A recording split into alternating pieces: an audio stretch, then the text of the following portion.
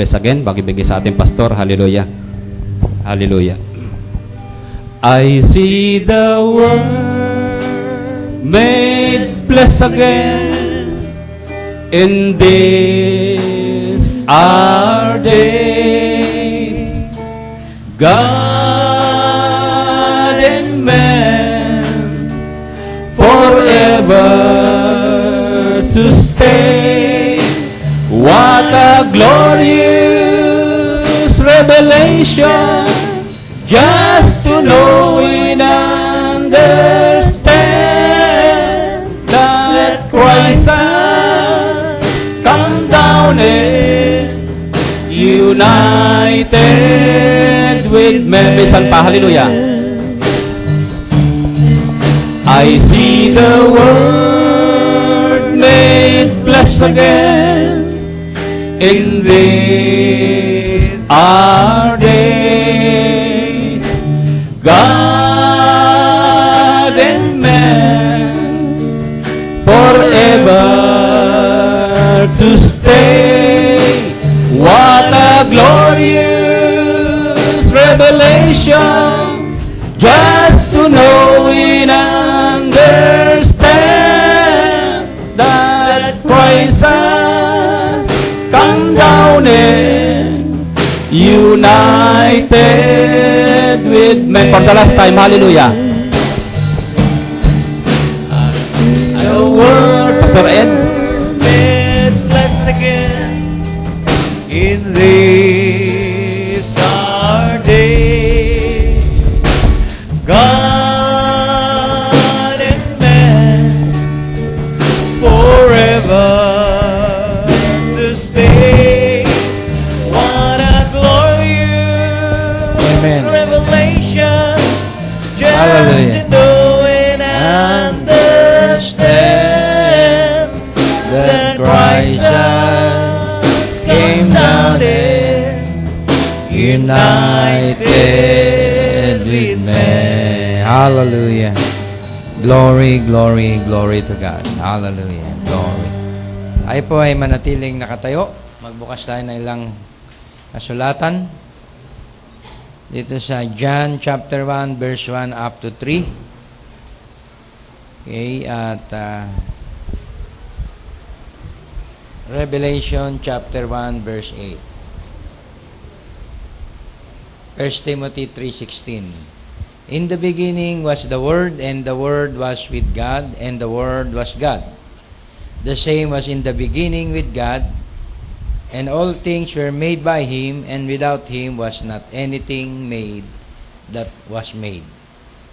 Revelation 1:8. I am Alpha and Omega, the beginning and the ending, saith the Lord, which is and which was, which is to come, the Almighty.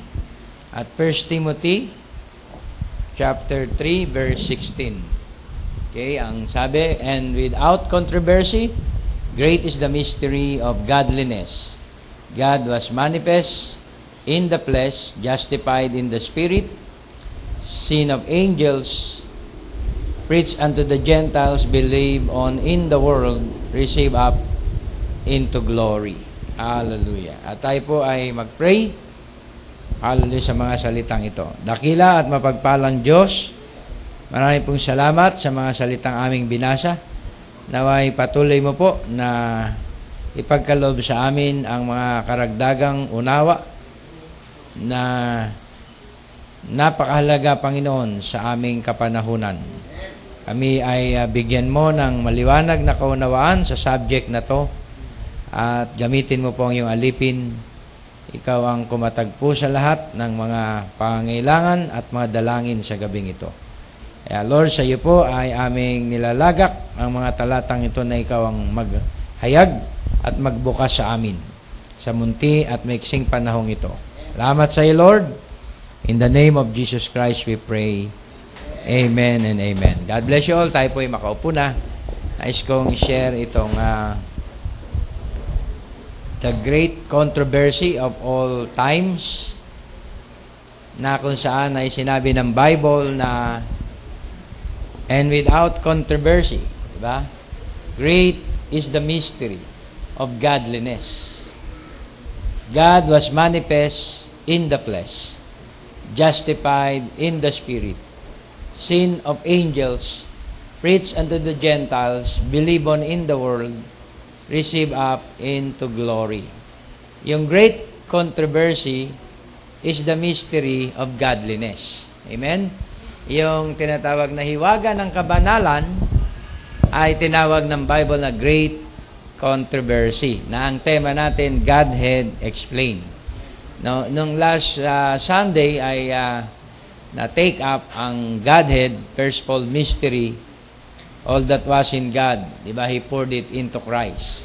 At dahil may mga pananaw na si Christ ay tao, hindi Diyos, si Christ ay second person, ang Holy Spirit ay third person, okay, at iba't ibang mga unawa. Si Christ ay mabuting guro, isa lamang propeta, at iba-iba pang mga paniniwala tungkol kay Kristo.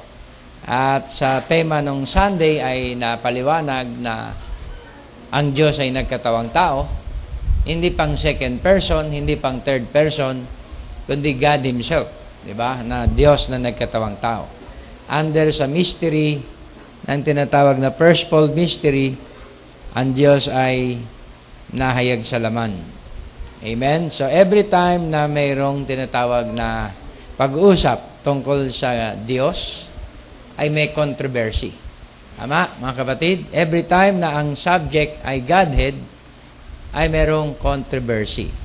Kaya tinawag to ni Paul na the great controversy. Amen? And without controversy, great is the mystery of godliness. Na kung saan ang tinatawag na dakila ang hiwaga ng kabanalan. At alam natin na kapag yan ang tema, hiwaga ng kabanalan, ay marami pong kagulumihanan. Diba? Maraming iba't ibang opinion, iba't ibang pananaw. Now dito ay may konting siguro para introduction sa ating subject. Babasa lang ako na ilang quote. Okay, tungkol sa tinatawag na pasimula. Okay, bago natin maintindihan ang Godhead, kailangan makita natin ang kaunting view, pabalik. Di ba? Kung paano ito nagsimula. Okay, sabing gano'n na sa pasimula, okay, this is the seventh dimension, eternal state, when God was not yet God. Hebrews spelled Elohim, okay, and no one yet to worship Him, alone, inhabiting eternity. Kinote yung Isaiah 57:15. For thus saith the high and lofty one, that inhabited eternity, whose name is holy. I dwell in the high and holy place, with Him also that is of a contrite and humble spirit, to revive the spirit of the humble and to revive the heart of the contrite ones. So yung kinote dito na ang Diyos na nanaan sa eternidad, okay, with His great thoughts and plan, His own counsel and purpose in Him were attributes or thoughts. This is God's great infinite mind.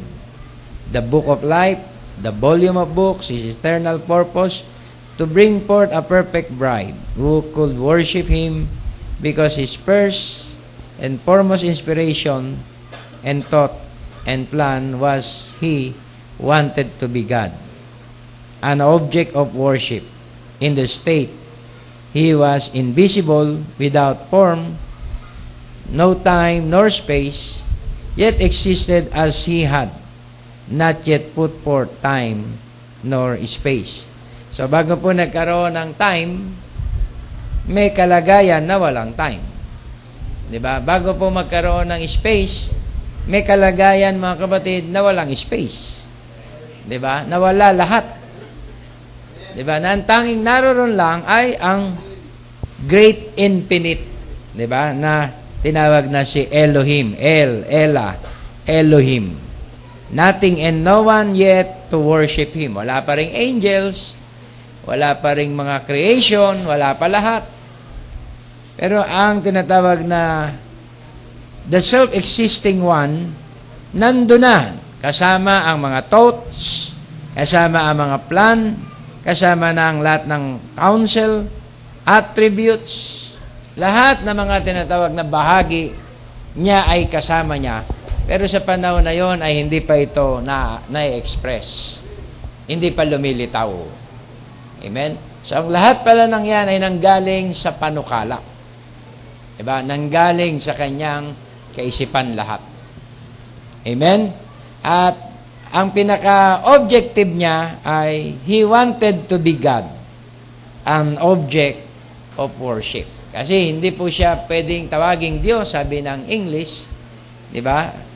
Kung hindi siya object of worship. God is an object of worship.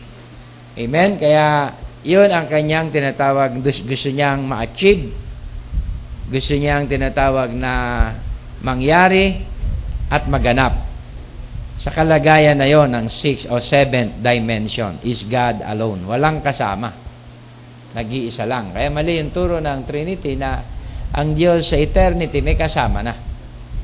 Sabi nga, let us make man. Hindi po eternity yung salitang let us make man. Meron na po yung time. Diba? Doon sa tinatawag na Genesis 1:26, pumasok na po yung tinatawag na celestial time. Ginamit ni Barbanam yung word na celestial time. Okay? Makalangit na tinatawag na oras. Pero doon sa eternity, wala pang time. Diba? Pero pagpasok ng tinatawag na in the beginning, meron ng pasimula. Di may time na. Diba? In the beginning. Pumasok ang beginning. Pero how about before beginning? Wala pa. Eternal pa lahat. Thoughts. Attributes. Nandun na lahat ng eternal thoughts, eternal quality. Diba? Lahat ng eternal, nandun na. Yun ay attributes ng Diyos.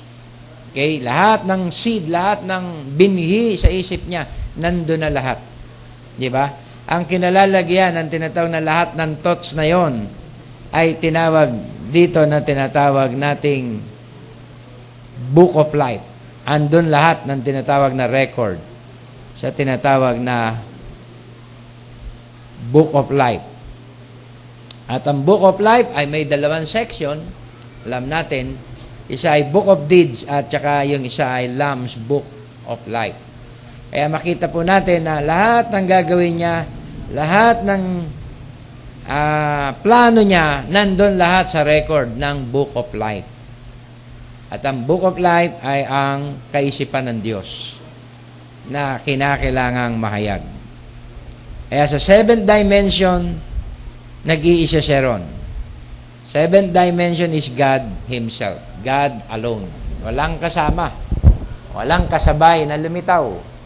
Walang third person or second person. Kaya malinaw, there is only one God sa pasimula.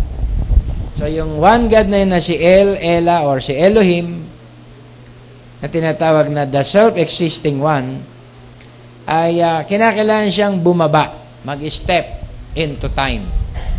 Diba? Alam niyo naman yung turo dyan, diba?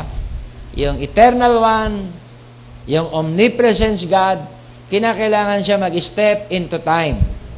At tinawag po yon na ng Biblia na beginning. Nang mag-start siya, bumaba siya doon sa beginning, mula dito sa eternity, step siya into time, pumasok yung tinatawag na John 1:1. In the beginning. Okay? Pumasok ang beginning. Pumasok yung tinatawag na orasan. Yung timepiece. Pero tinawag ni Barbanam yung beginning na celestial time. Hindi yan kagaya ng orasan na nandito sa third dimension. Yan ay orasan ng Diyos. Okay? Kaya sinabi doon sa quote na He wasn't God because the English word God means object of worship.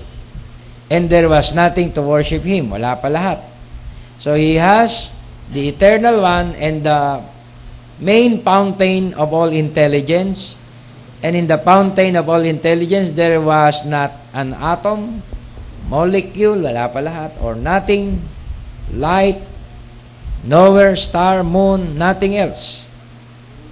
God was what we know as God, the Great Spirit, that was eternal, never did begin, never did end. He was there, and in Him was attributes. It was attributes to be God, then His attributes to be a Father, attributes to be a Son, attributes to be a Savior, attributes to be a healer. All these attributes was in Him. And now, these things that has unfolded since then are just His attributes being made manifest. Kaya ang pinaka-first na manifestation ng Diyos, mga kapatid, nang siya ay magpapahayag, ay ang John 1:1. Okay?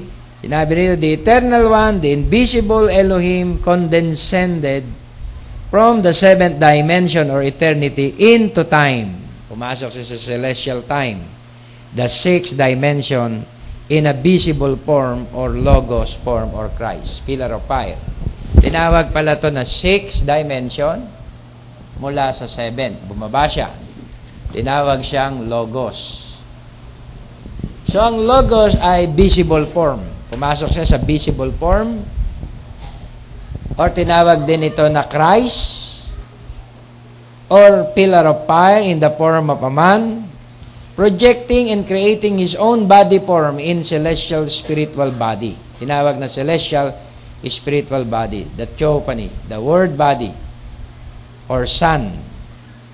Giving His own visible from a beginning of manifestation or expression through Elohim Himself has no beginning.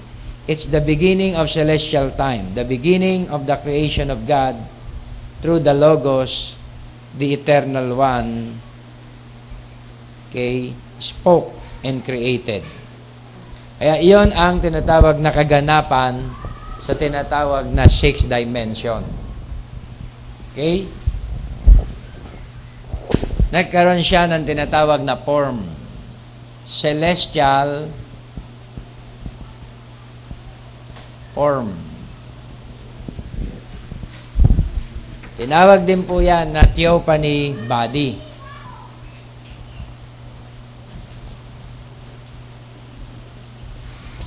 Tinawag din niyang Son of God.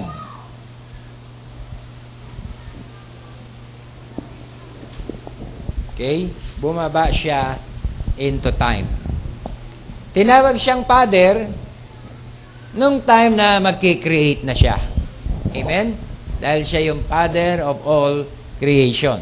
Pero sa pasimula, tinawag siyang theophany body, tinawag siyang Logos, sa kanyang kalagayang celestial form. Okay. Nung pumasok siya sa creation, tinawag siyang Father of creation. Okay, tinawag dito sa Biblia na then when God's Word, after being down there for 400 years, the time of fulfilling God's Word, He will keep His Word. Diretso natin dito. God came down in the pillar of fire, called a man who was cold and ran from Him. The pillar of fire which was the angel of the covenant sa Old Testament. And we all know that any Bible reader knows that was the Logos which was Christ. The Bible said, greater than all the treasures of Egypt, and forsook Egypt when he had a foot on the throne, but he rather suffer with the people of God than to have pleasures of sin for a season. Kaya makita natin, tinawag din ni Barbanam na Christ. Yung John 1:1, anointing, tinawag din Christ. The anointed one. Yun ang pinahiran. Pinahiran na isa. Okay? So, alam natin ang sumunod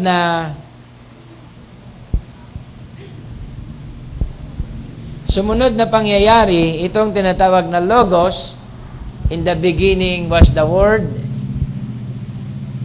and the Word was with God. Dahil siya buhat sa Diyos, and the Word was God. Sumunod sa 14, and the Word was made flesh.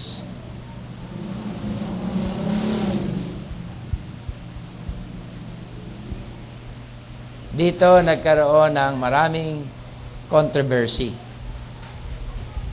nang ang salita ay nagkatawan tao. Diba? Dahil sa kalagayan niya ng una bilang pillars of fire, bilang mystery cloud, diba? Bilang tinatawag na sa Old Testament, wala pang kaguluhan dahil naniwala ang mga Hudyo na siya ang tinatawag na Spirit.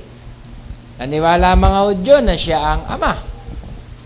Pero pagdating sa John 1:14, dumating ang kaguluhan na magkaroon ng Word made flesh. Okay? Yun tinatawag na Logos.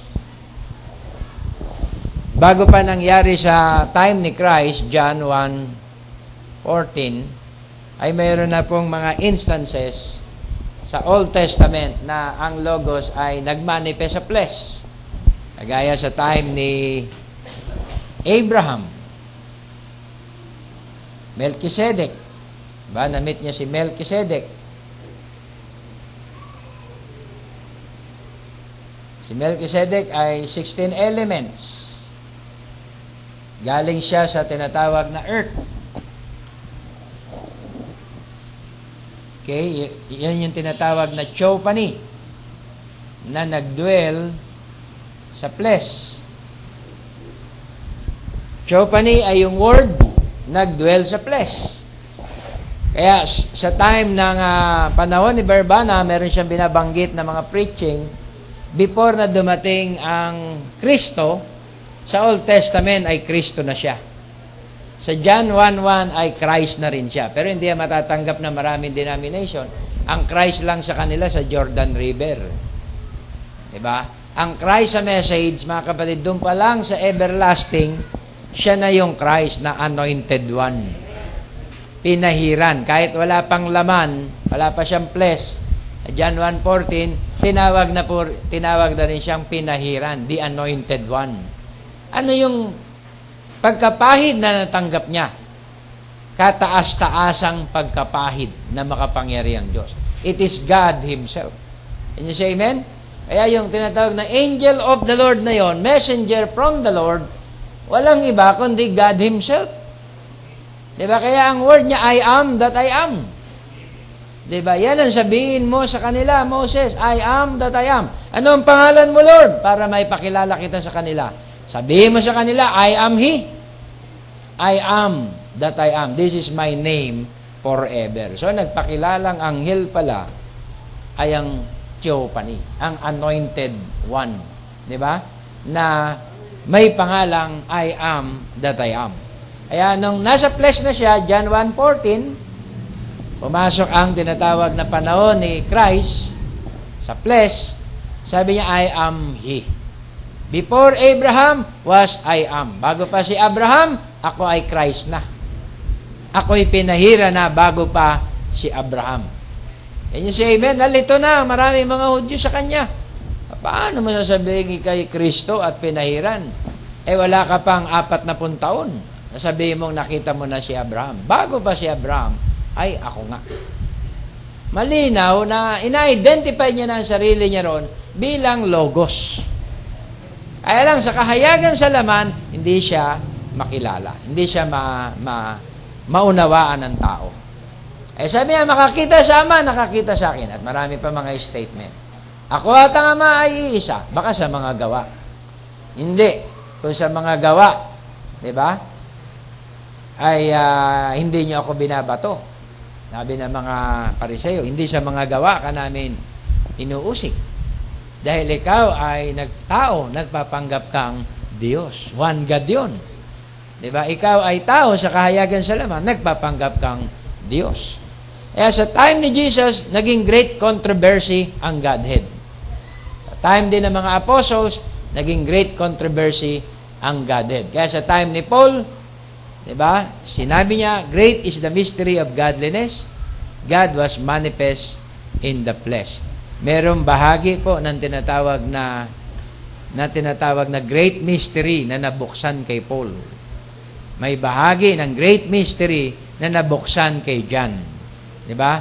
May lupi na nabuksan sa mga apostolic age. 'Di ba? Merong bahagi, may mga lupi ng great mystery. Kaya na-preach nila yung tinatawag na all that was in God, they poured it into Christ. Na-reveal sa kanila ang mensahe yan. Hindi lang sa atin. Hindi lang sa end time na-reveal yung all that was in God, He poured it into Christ. Sa time lang nila, binabanggit na nila yon na all the fullness of God dwelleth in bodily form. Binabanggit na nila yon, di ba? For in Him dwelleth all the fullness of God. Colossians 2:9. Binabanggit na nila marami mga scripture sa tinatawag na firstfold mystery pa lang.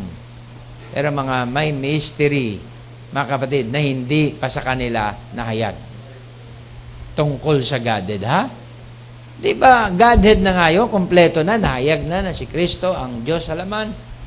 May bahagi pa ng tinatawag na mystery ng Godhead na hindi pa nahayag sa kanila. Pwede ba yun, pastor? Apostol sila, tapos hindi nahayag? Okay. Dito sa tinatawag na in the beginning, sa tinatawag na logos, meron tinatawag dyan na masculine at meron diyang feminine. Ang logos, mga kapatid, ay masculine and feminine. Can you say amen? Na iahayag ng Diyos sana sa panahon ni Adam. Okay? Para yung tinatawag na logos, ma-display sa ministry ni Adam at saka ni Eve. Amen? Kaya lang hindi ito nangyari. Kaya namalagi lang sa kalagayan ng tinatawag na anong tawag dito? Creation, bago pa John 1:1, bago pa magkaroon ng Genesis 1:26, siguro dito natin isingit yung Genesis 1:26. Bago dumating ang Genesis 1:26 to 27 ay may John 1:1 muna. Sa Genesis 1:26 and 27, ito yung time na iahayag naman ng Diyos yung tinatawag na amateur God. Iahayag niya yung attribute ng logos sa pamamagitan ng feminine and masculine. Iahayag niya sana kay Adam and Eve. Kaya lang, hindi sila perfect na tinatawag na masterpiece para i-fulfill ang feminine and masculine. Hindi sila ang masterpiece, mga kapatid, na magpupulfill ng tinatawag na feminine and masculine. Si Adam, masculine, nag-fall. Nakiramay siya kay Eva. Si Eva, feminine sana, spotless, sinless, na-defile siya ng serpent. Diba? Kaya, before na sila ilagay sa flesh, may binanggit si Brother Branham na naranasan nilang mamuhay bilang amateur God sa time ni Adam. Bilang spirit man. Spirit man pa ang ginamit na term ni Brother Branham. Pero ang spirit man, hindi nagkaroon ng tsansa na mag-manifest sa flesh. Ginaid lang nila yung animal, ginaid nila ang creation bilang spirit man. Amen? Sapagat nung sila'y ilagay sa flesh at i-separate ang babae kay Adam, hindi na po ito yung tinatawag na manifestation ng perfect na feminine and masculine. Na-bypass yan. Diba? Kaya na-bypass ni Adam yung feminine and masculine condition ng word. Let's say, ito yung word na bypass. Yung feminine and masculine na condition ng word.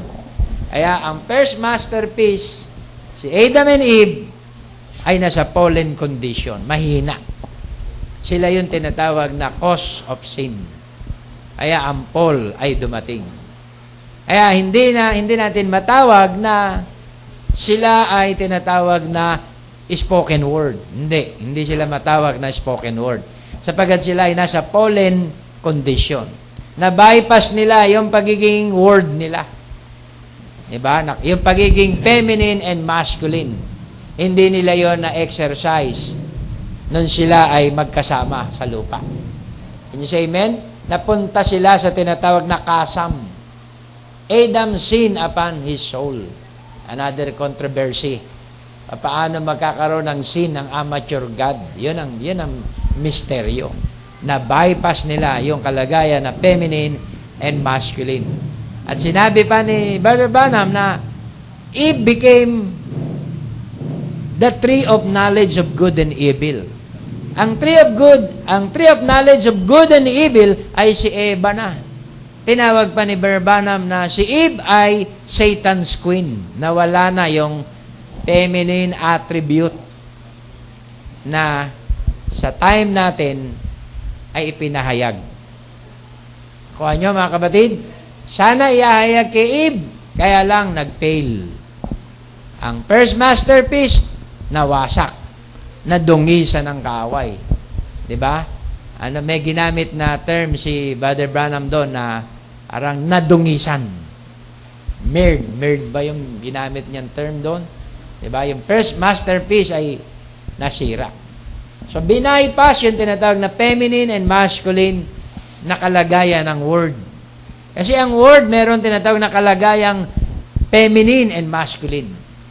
Pero bago ihayag ng Diyos yung feminine, kinakailan i-display niya muna ang masculine attribute niya bilang word.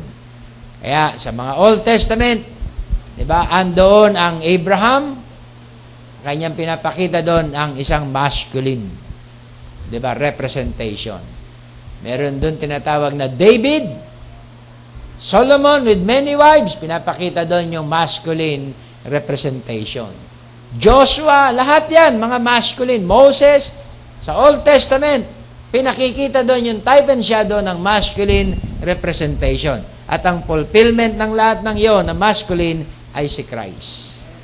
Kaya nga, sabi ganon, that in the dispensation of the fullness of time, diba? Anong sabing ganon sa Galatians 4? I-flash mo nga, Brother Ryan. Galatians chapter 4.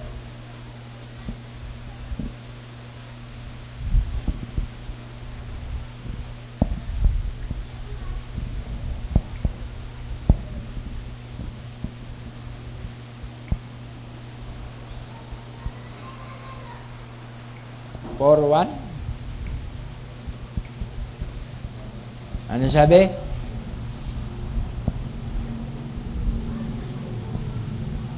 Sabi rito sa 4:1 that the heir verse 4, but when the fullness of the time was come, God sent forth His Son, made of a woman, made under the law. Ang tinutukoy dito si Christ. Say, made of a woman, made under the law sa Old Testament. Amen. To redeem them that were under the law, that we might receive the adoption of sons. Kaya yun tinatawag na fullness of time sa time ni Jesus, 33 AD. Tinawag ding fullness of time. Ang panahon natin ay tinawag ding fullness of time. Okay? May dalawang fullness of time. Galatians chapter 4, verse 4. Ephesians chapter 1, verse 10. Dalawang fullness of time. Okay? Isang fullness of time, masculine. Second fullness of time, feminine. Yan yung tinatawag na manifestation ng tinatawag na feminine and masculine word.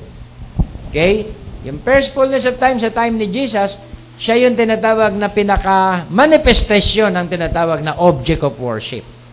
Lalaking salita. Headship. Diba? Lalaking salita. Masculine word. Diba? Na siyang tinatawag na nire-represent, mga kapatid, na walang iba, si Christ. Pagdating ng another fullness of time, Ephesians 1:10, ito naman yung tinatawag na feminine form ng word. Okay? Kaya dadating ang fullness ng Godhead. Sa time ni Jesus, nasa kanya na ang fullness. Nasa loob niya pa ang feminine. sinabing siya ang fullness ng Godhead. Pero wala pang expression ang feminine. Nasa loob pa lang niya. Diba? 33 AD, nabayubay siya sa krus. Lumabas sa tagiliran niya yung representation ng feminine word. Yun yung blood, yun yung water, yun yung spirit sa kanyang side. Pero hanggat hindi tumakbo ang 7 church ages, hindi madi-display ang feminine word. Can you say amen? Kaya, tinawag itong great mystery at great controversy. Sapagkat maraming magpipresume na sila ang bride. Na sila yung tinatawag na elected bride. Na yung true church. Na sila yung firstborn. Na sila yung capstone. Maraming aagaw ng posisyon na yan. Na sila yung tinatawag na certain qualified group. Tingnan mo, di ba, sa ating panahon, bakit ganyan ang bangayan sa certain qualified group? Kasi yan ay great controversy. Di ba? Pag-usaping new birth, ba't grabe ang tinatawag na tunggalian? Kasi yan ay great controversy. Yan ay part ng Godhead. Nakuha nyo na sinabi na Paul na great is the mystery of godliness. Ang mystery ng godliness ay ang bride. Yun ang feminine part, feminine form ng word. Mas maraming controversy sa feminine form kasi maraming magpipresume, maraming magpapanggap. Diba? Kaya sila Luther, Wesley, Pentecost, lahat sila ay part. Pero hindi lang sila ang tinatawag na bride, ang part. Kaya nilinaw sa ating kapanahunan, pagdating ng second fullness of time, lilitaw yung tinatawag na fullness ng bride. Yung fullness ng word. Diba? Si Luther ay hindi fullness, siya ay part. Si Wesley hindi fullness, siya ay part. Ang Pentecostal hindi fullness, siya ay part. Ang fullness ang tinatawag na word, lumitaw sa ating kapanahunan. Ang designation, feminine in designation. Kaya nga sinabi ni Barbanam, itong second-fold mystery, ito ay great controversy. All that was in Christ, He poured it into the bride. Para ano? Diba? Para magkaroon ng preeminence, that He might have the preeminence, buong kapamahalaan. Hindi magkakaroon ng buong kapamahalaan si Kristo kung hindi niya ibubuo sa bride ang lahat ng mga bagay. Kaya sa all that was in Christ, lahat ng nakay Kristo, binuo sa bride. Para ano? Magkaroon siya ng buong kapamahalaan. Diba? Sa bride. Hindi kasi magkakaroon ng buong kapamahalaan ang ulo, ang lalaki, kung hindi naman matanggap ng babae ang lahat-lahat. Can you say amen? Kaya sa panahon na ito na ating kinabubuhay, lumilitaw ang tinatawag na fullness ng Godhead. Ngayon lang nahayag. Hard saying yun. Ano yan, Pastor? 33 AD, hindi pa? Nahayag na bilang masculine. Asan ang kapunuan? Nasa loob pa niya. Kailangan, di ba? Tumagas sa kanyang tagiliran. Kinakailangan lumabas. Kagaya din kay Adam, kung hindi lumabas si Eva, it is not lawful for a man, di ba, to be alone. Incomplete si Adan. Si Adan, mga kapatid, ay walang fullness, walang kapunuan. Hanggat hindi lumabas si Eva. Nakukuha niyo, mga kapatid, dahil isa yon sa mga purpose ng Diyos, maihayag niya yung tinatawag na Jehovah's family. Di ba? Ano po yung meaning noon, di ba, sa Godhead? Di ba? Ano yung tinatawag na meaning ng tinatawag na Elohim, God and His family. Di ba? Ang Diyos at ang kanyang pamilya. Ang pamilya ba ng Diyos ay mga Diyos din? Mga Diyos din. Sapagat yun ay bahagi ng Diyos. Ang anak ba ng Diyos ay Diyos? Siyempre, Diyos. Anak nga ng Diyos eh. Di Diyos. Di marami kayong mga Diyos. Pamilya ng mga Diyos. Can you say amen? Ba't sabi ng Biblia, isa lang ang Diyos? Dahil isa lang ang pinanggalingan ng pamilyang yan sa pasimula. May iisang Diyos lang na pinanggalingan ng lahat ng mga bagay. Pero tayo ay nasa panahon na ng manifestation. tayo ay nasa panahon na ng visible manifestation ng tinatawag na Diyos sa laman. Amen? Kaya yung Godhead explained, di ba?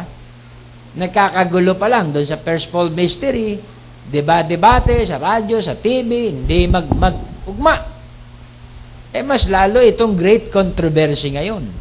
Di ba? Na ang Godhead, mga kapatid, huwag na kayo mag-away-away. Di ba? Tapos na ang panahon ng pag-aaway. Kami ang fullness ng Godhead body. Ha?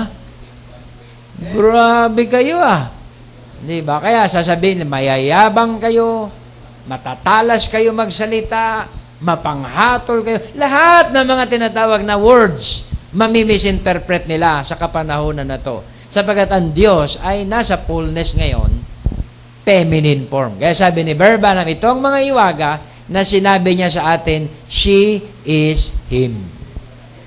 Hindi po maaarok yan ng theologian. Wrong grammar. She. Tapos, is him. Ano yan? Di ba? She is feminine. Him is masculine. Wrong grammar talaga kayong mga end time.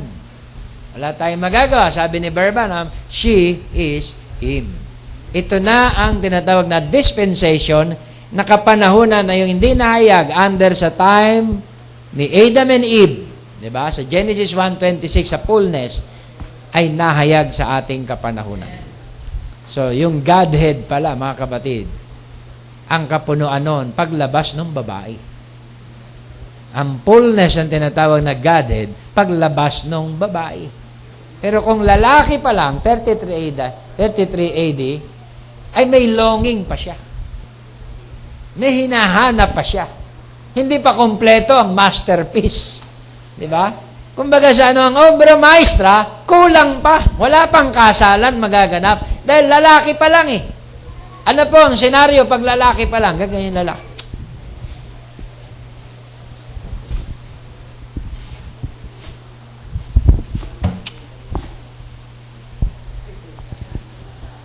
Diba? Inaano ko lang. Inia-action ko lang. Pag lalaki pa lang, sa time ng kasalan, ang mga tao ganyan. Saan na ba yung oras na? Nagkakagulo lahat. Diba? Wala pang bride lalo kung hindi dadating ang bride. Walang magaganap na kasalan. Pero hindi papaintulot ng Diyos. Can you say amen? May lilitaw na bride na without spot and without wrinkle. May lilitaw na bride na hindi mahahawakan ng lalaki. Yung unang bride na hawakan nadumihan ng serpent. Pero merong bride na lilitaw na sinabi ni Barbanam, magiging undefiled. Can you say amen? Na hindi mahahawakan ng credo at dogma. Kasi lalaki din yan, yung credo at dogma, masculine din yun, pero hybrid. Di ba? Ay sabi ni Barbanam, itong bride na lilitaw ay walang batik, walang dungis. Di ba? Hindi mahahawakan ng lalaki. Creeds and dogma. Hindi niya tatanggapin. Siya'y magiging pure in these last days. Unadulterated word. Kaya tinawag siya ni Barbanam na the word bride. Pero Imon, tawag sa atin, word bride. Nararamdaman ko yung presensya ng Panginoon. Banggitin mo yung word bride. Can you say, yung word bride ay may authority rin, parehas din ng masculine. Hindi sila nagpapasamba, sila yung bahagi ng Diyos na sumasamba. Sila yung bahagi ng Diyos na manifestation ng lahat ng kanyang mga gawa in these last days. Tinawag silang word bride. Ang word bride, mga kapatid, ang authority na hawak niya, the works that I do, you shall do also. Yung word bride, gagawin din naman niya ang mga gawang ginawa ng tinatawag na word groom o groom word. Can you say amen? Same works. The works that I do, you shall do also, and greater things than this shall you do, because I will go to the Father. So kung siya'y pupunta sa Ama, ang magpupulfill ng kanyang mga promises, under dito sa Son of Man ngayon, ay bride. Can you say amen? Ang Son of Man ministry ngayon ay nasa form ng bride. Nakuha nyo mga kapatid, sila ay part ng Godhead. Biruin mo yun, mga kapatid, yung kaunawanan, God did explain. Part ako nun. Part kayo nun. Yung pinagkakaguluhan ng mundo ngayon na hindi nila maikap, hindi nila maiconnect. Tayo yung fulfillment ng lahat ng promises na sinabi niya sa Old Testament at sa New Testament. Kaya sabi sa Hebrews, they without us, they cannot be made perfect. Old Testament lang kayo, masculine. Hindi kayo mape-perfect kung wala ang feminine. Walang kasalang magaganap kung wala ang feminine. Diba? Pag dumating ang feminine part, tayuan na lahat. Lahat na, magulo na. Ayan na ang bride. Lahat excited na makita. Can you say amen? Magre-ready na ang lahat. Walang wedding supper kung walang bride. Diba? Walang marriage and wedding supper kung walang bride. Walang magaganap na invisible union kung wala ang bride. Kaya yung bride, mga kapatid, na binabanggit dito, ay nabanggit ni Barbanam dito, there will be another creation. Magkakaroon ng another creation. Nabanggit niya sa 7 church ages, kung naaalala nyo. Diba? Magkakaroon uli ng another creation. Dahil yung tinatawag na Genesis 1:26-27, hindi na fulfill nila Adam and Eve, yung feminine and masculine sa flesh. Diba? Nag-fail ang first masterpiece sa flesh. Na si Zeus, sabi ni Paul, na si Zeus ng serpent. Na-beguile ng serpent si Eve. Na-defile ang tinatawag na first Eve, ang womb niya. Nahaluan ng hybrid seed. Pero itong tinatawag na second bride, diba? Second, first, second. Itong third masterpiece, hindi madidefile ang womb. Mapipreserve. Can you say amen? Yan ay tatawaging unadulterated. Sapagkat siya, mga kapatid, ay tatanggap ng dalisay at purong mensahe sa kanyang kapanahunan. Kaya, yun ang pinlano ng Diyos. Ang John 1:14, diba? Yung katuparan ng tinatawag na Word made flesh. Asa na yung scripture natin? Kanina? Na natin yon, yung binasa natin. 1 Timothy 3:16. Brother Ryan, paki-plus mo nga uli. Dati-dati, Pentecostal ako. Hindi ko nakikita dito yung part, mga kapatid natin. Pero sa message, pagtingin ko sa 1 Timothy 3:16, nakikita ko yung part natin.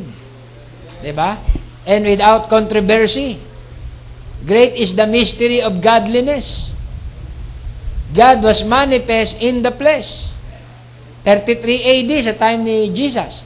Justified in the spirit, seen of angels, preached unto the Gentiles, believe on in the world, receive up into glory. Pero asan yung tinatawag na bride? Siya ay part din ng mystery of godliness. Ang bride ay part ng mystery of godliness. Kaya kung madadagdagan mo lang ang kasulatan, the bride, di ba? And the groom is the mystery of godliness. Brad, nagdadagdag na kayo ng kasulatan. Hindi, yun ang fulfillment. Di ba? Nang tinatawag na godliness. Meron ding hiwaga ng kabanalan sa nobya. Sa panahong ito, mga kapatid, di ba? Pindis ni Barbanam, si Kristo ang hiwaga ng Diyos na nahayag. So, asan yung hiwaga ng Diyos na nahayag? Nasa nobya. Kaya kung hindi mahayag ang nobya, walang paghahayagan yung tinatawag na Kristo na salita na nahayag sa huling kapanahunan. Kaya yung Kristo ng John 1:1 sa Logos, Kristo ng John 1:14 sa 33 AD na identified, at yung Kristo ng tinatawag na huling kapanahunan ay nobya na. May quote ako, maaring pag binasa ko to, magtatapos na ako dito sa quote na to. Okay? Tinawag tayo ni Barbanam na we are Christ. The little Messiahites. Diyan mo na lang, brother Ryan. Pag dito ko hinanap, medyo mawawala dito sa konteksto. So, makita natin yung word pala na Christ, the anointed one, ngayon, the anointed people. Diba? First, the anointed one, 33 AD. Inihayag ang anointed word, tinanggap ng mga tao. Ngayon, the anointed people. Meron siyang message na the anointed ones at the end time, meron false, may true. So, yung mga true anointed ones, mga kapatid, they are Christ. Di ba? Plural. Hindi sila yung Christ na anti-Christ. Sila yung Christ na true anointed ones. Nakita mo na ba, Brother Ryan? Tinawag tayong little Messiahites. Na-preach ko na to, naalala nyo yung word na ito na Christ? Pero sa tema natin ngayon, Godhead explained. Di ba? Kasama mo, mga kapatid, na ipapaliwanag. Dati, paliwanag tayo, si Elohim, Eternal Spirit, nagkatawan tao. Si Christ yan. Yan ang Godhead. Incomplete pa ang pagpapaliwanag mo nun. Incomplete pa ang pagpapaliwanag ko nun kapag kaarap kong denomination. So, paano makukumpleto ang pagpapaliwanag mo ngayon kung maipapaliwanag mo ang kapunuan ng mystery of godliness? Ang kapunuan ng mystery of godliness ay ang feminine form ng word. Ang feminine part ng word. Bakit? Meron ka bang basihan, pastor, na may feminine part ang word? Okay. Papaliwanag ko sa inyo. Part ito ng 7th seal na message. Bakit may Esther? Diba? Bakit may binabanggit na Esther sa Bible na queen? Kuha nyo, mga kapatid? Bakit may binabanggit doon na sinabi ni Ahasuerus na half of my kingdom I will give it to you. Half of the glory ng tinatawag na Persia ay ibibigay ko sa iyo. Ano ang pangangailangan mo? Bakit binabanggit doon si Rahab? Bakit binabanggit doon, mga kapatid, yung sila Sarah? Yung mga tinatawag na dakilang babae sa lumang tipan. Bakit binabanggit sila Deborah, sila Hannah? Bakit binabanggit ang mga babaeng ito sa Old Testament? Dahil sila din ay merong, tawag dito, type and shadow, na darating lilitaw ang kapanahunan ng babae isang panahon. Di ba? Paglitaw ng kapanahunan ng babae, ito ay salita na nasa formang nobya. Mas mabigat nga sa kapanahunan ng babae. Kasi, maaring ipatawad pa pag binastos mo ang lalaki. Di ba? Magsalita ka ng masama sa lalaki, maaring ipatawad pa ng Panginoon. Di ba? Sinabi niya sa Old Testament. Pero pag nagsalita ka sa kapanahunan ng Holy Ghost, sa manifestation na ng babae, ay hindi na ipatatawad sa iyo ang iyong sala. Bakit? Wife niya yun eh. Sabihin niya ng sige, okay lang akong bastusin mo. Huwag lang ang bride ko. Maghahalo ang balat at tinalupan pag sinaling mo ang bride ko. Can you say amen? The same din ang family ni Jehovah. Hindi mo pwedeng galawin ang kanyang family. Mas galit siya. Diba? Yung amahin na tinatawag, let's say, lion, o yung tinatawag na babaeng lion, pag pamilya niya ang ginalaw mo, ay talaga magwawala yun. Ano mang klaseng mga hayop. Diba? The same din, type ng nature yan eh. Ang Word of God, mga kapatid, ito yung pinapahalagahan niya na tinatawag na kapunuan. Diba? Dahil ito yung manifestation, ito yung fulfillment ng all revelation. Diba? Na kanyang in-achieve. Na pinaka-goal niya sa pasimula. Diba? Na lumitaw ang bride. Kasi sa vision, sabi sa tinig, diba? Here comes the bride. Pagtingin ni Barbanam, ang mga nakita niya, hindi bride eh. Diba? Nakita niya, nagpaparade. Mga witch, mga bob hair, mga umuna, mga tinatawag na worldly, ang mga kausuotan. Kaya nanlumo si Barbanam doon sa parade, doon sa marcha. Pero nung sabihin, now, sabi nga, here comes the end-time bride. Dumating yung bride. May holiness ang nakita ni Barbanam. Diba? Doon sa parade, yung pinaka-last day bride, ay perfect ang kanilang manifestation. Amen? Ang fulfillment ng word sa kanilang kapanahunan ay perfect. Kaya tayo ay natawag sa kapanahunan na ang manifestation ng word ay perfect. Diba? Hindi ba kayo nagagalak? Di ba? Tinawag ka sa dispensasyon at kapanahunan na ang manifestation ng salita. Perfect. Di ba?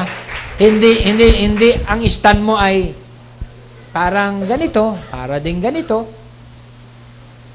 Parang ganito, para din ganito. Hindi po ganoon, mga kapatid. Ang nireveal sa ating mensahe, ganito yun. At ito ang sinabi ng Panginoon. Biruin mo, yung panahon na ating kinabubuhay ay panahon na ng thus saith the Lord. Kaya tayo ay mag-rejoice. Kaya sabi sa Book of Revelation, the Spirit and the bride say, come. Parehas. Equal, mga kapatid, ang kanilang tinig. And the Spirit and the bride say, come. Nag-i-invite.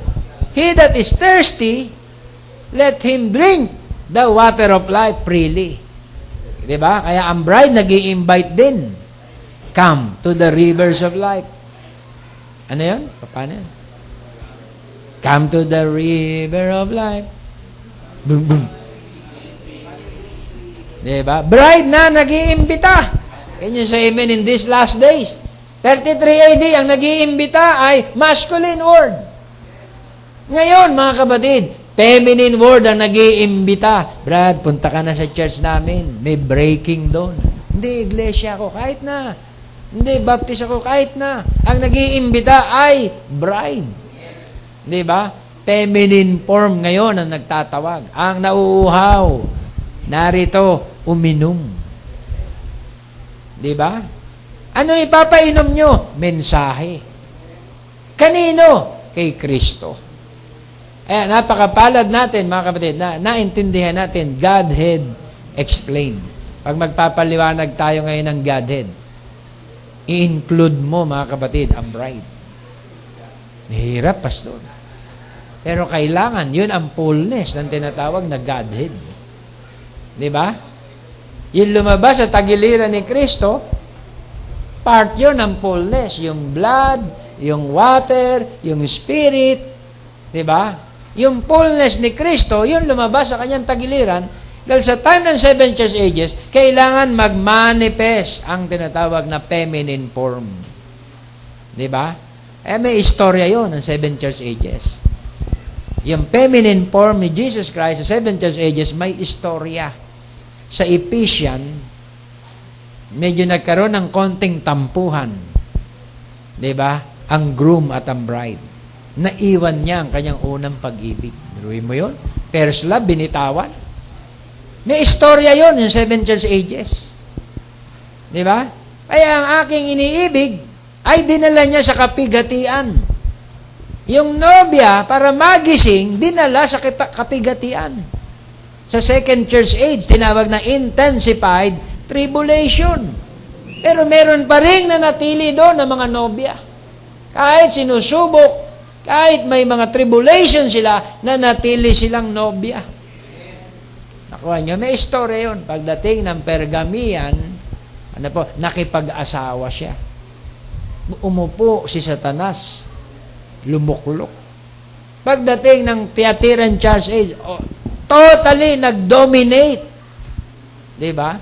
Sa tinatawag na feminine, ang tinatawag na ang kaaway na si Satanas. Dominating female ang nangyari sa Thyatiran Church Age.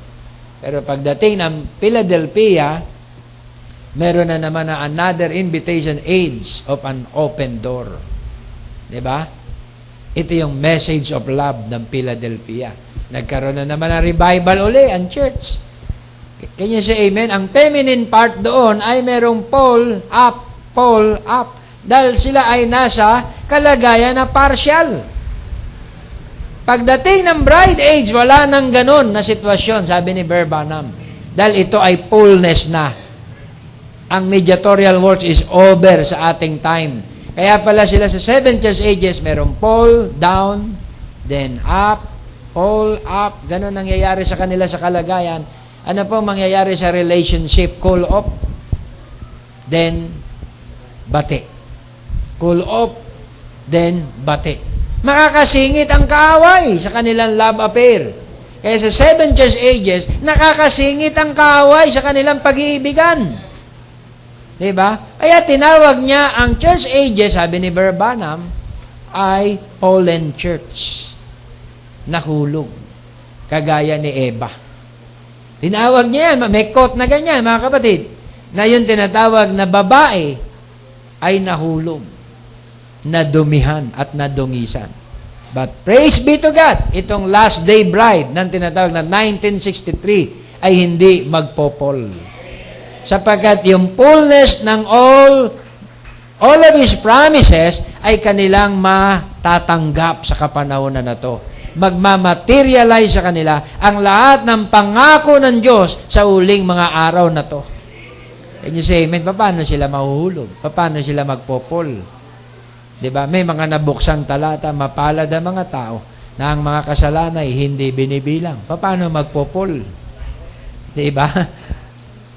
Paano mo i-restore, mga kapatid, ang dating nasa iyo na? Kaya hindi na to age ng restoration. Ang age ng restoration ay panahon ng Pentecostal. Diba? Hindi na ito yung panahon ng restoration. Ito yung panahon na ng fullness. Ibig sabihin, na-restore na lahat sa kapanahonan na to. Amen. Natanggap mo na lahat ng tinatawag na promises. Kailangan lang angkinin mo. Kailangan lang ipamuhay mo. Nasa iyo na eh. Nasa iyo na ang healing. Diba? Nasa iyo na lahat ng speaking words into existence. Kailangan sampalatayahan mo. Sinabi ni Barbanam.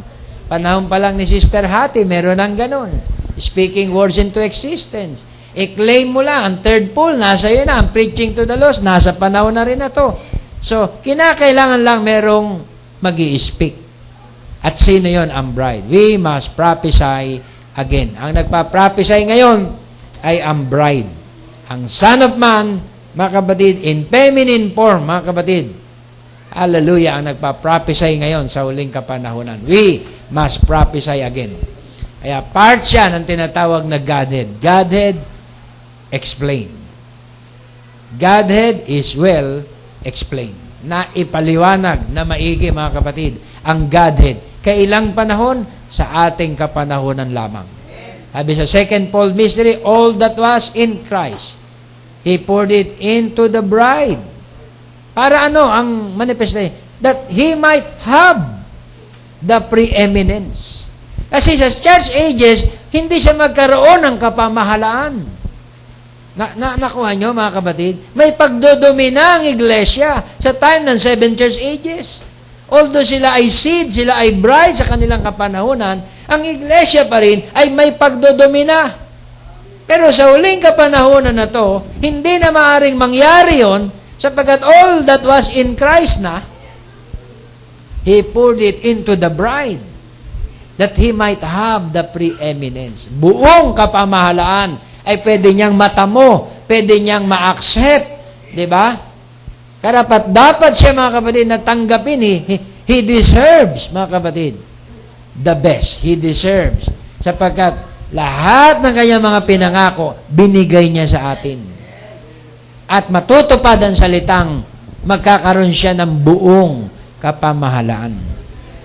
Diba? Kapag ang Diyos nagkaroon ng buong kapamahalaan, matutupad yung binasa natin sa 1 Corinthians 15. Diba? Dito sa isang scripture na hindi yata natin nabasa, 15:24, then the end, when He shall have delivered up the kingdom to God, even the Father, when He shall have put down all rule and all authority and power. Ano ba yung binasa natin, Brad? Verse 24. For He must reign till He hath put all enemies under His feet. The last enemy that shall be destroyed is death. For He hath put all things under His feet. But when He said all things are put under Him, it is manifest that He is accepted, which did put all things under Him. Mga kapatid, sa kamatayan, napagtagumpayan niya na lahat. Diba? Kaya sabi, O death, where is thy sting?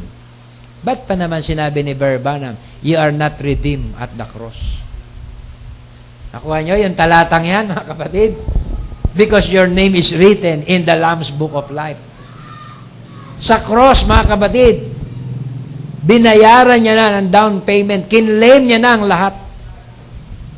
Pero kung wala itong tinatawag na panahon na ito, pati atheist, pati universalist ay saved.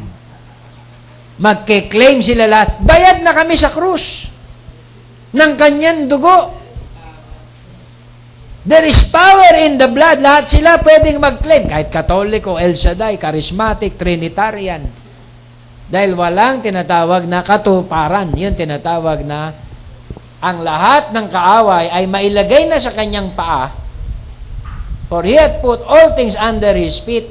But when he said all things are put under him, it is manifest that he is accepted, which did put all things under him. When all things shall be subdued unto him, then shall the Son also himself be subject unto him, that put all things under him, that God may be all in all. Sa time niya, by revelation, naganap lahat yon, na ipasakop sa kanyang paa ang lahat. But still, di ba, hindi pa nabubuksan ang selyo, di ba? Ano pong nangyayari? Kung hindi pa rin mabubuksan ang selyo, hindi pa marireveal ang Lamb's Book of Life. So, ang katuparan pala ng lahat ng ito, 15:28, 15:27, na mailagay sa kanyang paang lahat ng bagay, kapag ang Diyos ay nagkaroon na ng preeminence at buong kapamahalaan sa kanyang mga subject. Kailan yun? Ngayon. Ngayon, yung tinatawag na katuparan na ang Diyos ay nagkaroon ng buong kapamahalaan sa kanyang subject. Nung mabuksan ang selyo. Iyon ang tinatawag na karuktong nung talata na yun. Diba? Na maipasubject ang lahat sa kanya. Oo, by revelation, sa kamatayan sa krus. Yun na yun. Down payment na yun.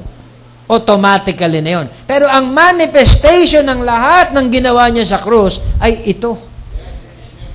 Ito, mga kapatid, ang visible manifestation ng lahat ng ginawa niya sa krus na makita niya na ang buong kaaway ay nagpapasubject sa kanyang paanan. O death, where is thy sting? Kamatayan, nasaan ang iyong tibo? Can you say amen? Sa Port Sill, may kamatayan pa rin. Diba? Natapos na 33 AD, tumakbo ang Port Sill, may kamatayan pa rin na dumadating. Diba? Ang nakasakay na mga ngabayo, tinatawag na kamatayan. Sapagkat sa kanyang likuran, nandoon ang Hades. Nambibiktima pa rin ang tinatawag na pale horse rider. Sa Timothy, may mga umaakyat sa mga babaeng bao. Nahaling sa kasalanan. May bumibiktima pa rin, may nandidisib pa rin. Pero sa mga bride na pinili ng ating Panginoon, na ang Diyos ay meron ng preeminence, it is over. Your warfare is over. Ang kamatayan ay wala ng kapangyarihan. Kapag ang lahat ng revelation ay nakuha na ng bride, ang lahat ng mga bagay ay napagtagumpayan na nila. Kaya under ng 7 seal, all things. It is the end of all things. It is the end of all the struggling nature. It is finished. Parehas na finish yun. Sa krus, it is finished. Sa opening ng 7 seals, it is finished. Can you say amen? Parehas na tinatawag na pagtatapos. So, hindi tayo dapat malito o makumpiyos. Parang isang biniling bagay. Pagbayad, yan, down payment. Sir, sige, wala nang makagagalaw nito. Inyo na to. Lalagyan ko na ng tatak. Sold out. Diba? It is finished. But still, kailangan pa rin i-redeem. Balikan. Kailangan pa rin i-claim. Ano na nangyari? 1963, bumalik ang Son of Man. Asa na? Asa na yung aking binili? Kukunin ko na. Yun ang nangyari. Nang ang buong revelation na to ay nahayag. Kinuha na tayo ng ating Panginoon sa kanyang possession. Kaya naganap na yung tinatawag na kapunuan ng lahat ng mga bagay.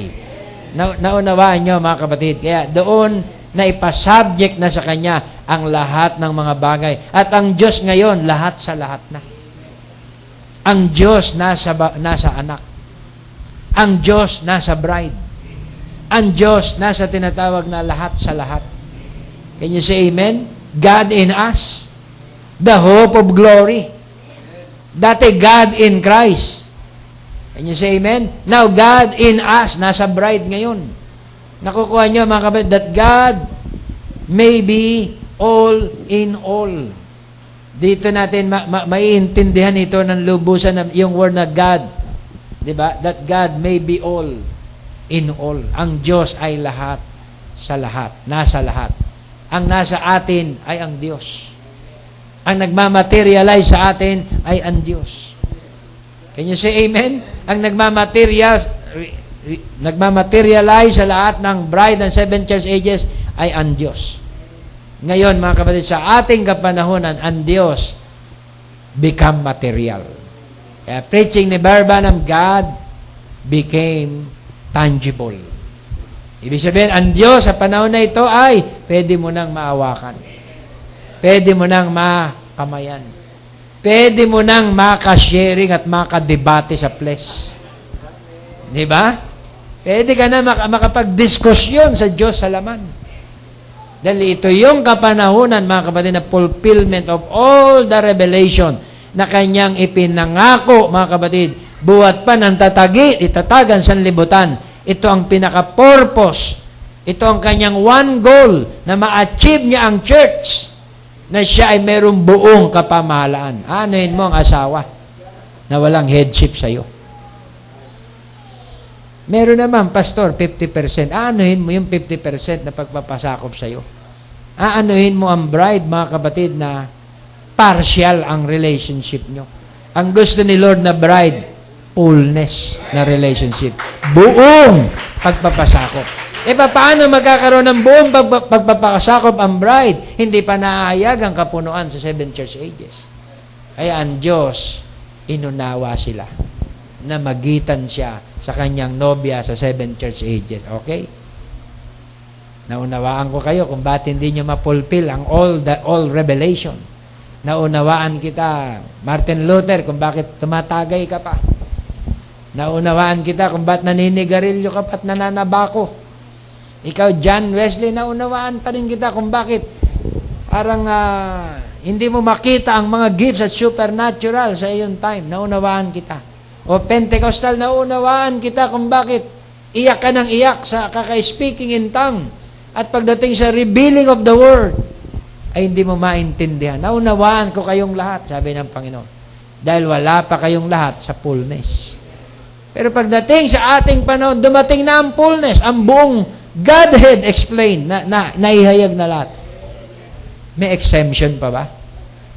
Wala na. Wala nang ignorance. Hindi na tinatawag na exemption ang ignorance.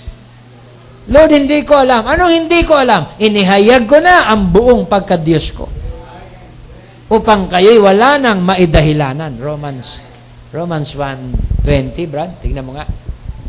At Romans 1:20 at saka Colossians 1:26, last verse.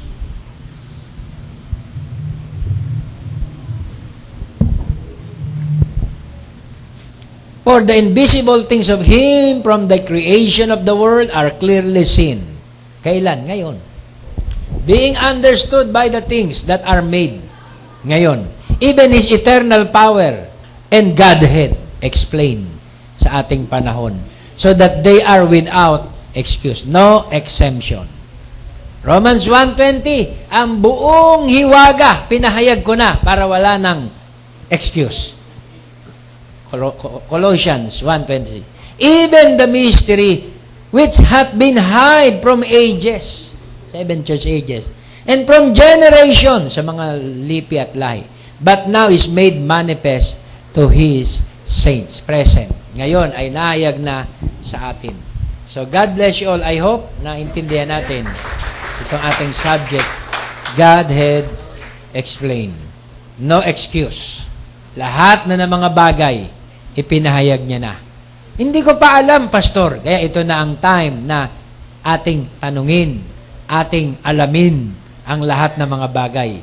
Dahil ang lahat ng mga impormasyon nandito na sa huling kapanahunan. Can you say amen? Dahil masusumpungan kang tinatawag na ignorante. Kinakailangan lahat ng mga bagay ay iyong alamin. Di ba? Na mga binigay sa iyo ng ating Panginoon. Kasi sa iyo na yun eh. Pag hindi mo nalaman ang iyong buong karapatan, hindi mo matatanggap. Di ba? Kailangan, kung malaman mo ang lahat ng privilege mo, maklaim mo lahat ng iyong karapatan. Kasi kung hindi ma-reveal sa iyo ang lahat ng iyong karapatan, paano mo matatanggap? Uy, pambira. Meron pala akong sa SSS. Ay, pambira. Tagapagmana pala ako, hindi ko pinapansin. So, lahat ng karapatan mo, ni-reveal na ng Diyos sa iyo, amen, para tamasahin mo. Can you say amen?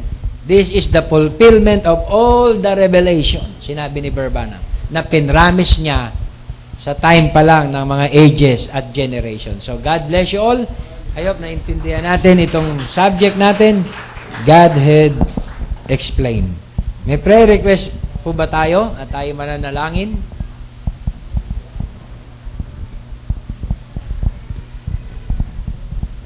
Okay, kung wala na tayong prayer request, tumayo po tayong lahat at tayo'y mag-pray. Ay, oo nga pala. Yung aming apo na pinakahuling apo or sa ngayon, hindi ko alam kung magkakaapo pa rin kami pauli. Pinakahuli, okay, sa panahon na ito, si Celeste ay may sipon, ubo, lagnat. Dinapuan ng sipon, ubo, lagnat. So, isama po natin sa prayer. Meron ba bang prayer ang iba pa na mga kapatiran? Okay, let's bow our heads kung wala na. Brother, si Joy. Si Brother Joy. At siguro, lahat na rin. I-pray natin. Dakilang Diyos, mapagpalang Ama, batid mo at alam mo ang lahat ng mga suliranin, pangangailangan, kadalamatian, at mga kalumbayan ng iyong mga anak.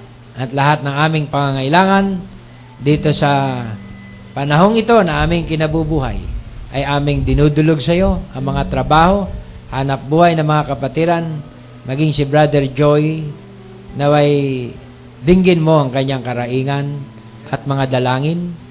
Mga kapatiran namin overseas, kaabagan mo sila Sister Edna, Brother Rudy, sila Sister Isang, Jonathan, sila Brother Herman, at sila marami pa, sila Joseph, sila Brother Pabs, at iba pang mga kapatiran namin, sila Ana, sila Brother